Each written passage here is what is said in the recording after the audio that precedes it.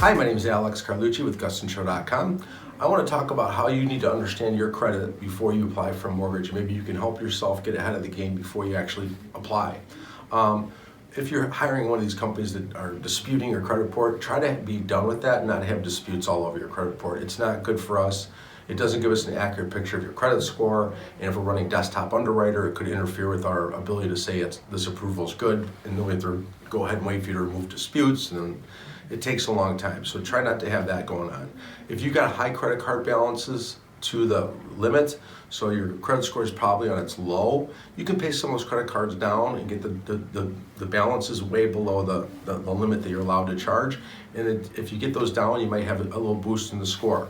Now, what you don't want to do is be paying collections off. It very rarely helps your credit score. Sometimes it does, but very rarely. If you can pay to delete your collections where they're gone for good, like you can't even see them, then sure, go ahead and do that.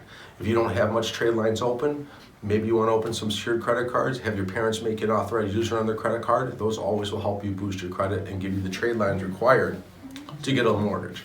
So if you're about to apply for a loan, please take some of these steps. It'll help you in the mortgage process to have a better score, better chance of getting approved. Now we got some more tricks up our sleeves. These aren't really tricks, but more advice up our sleeves.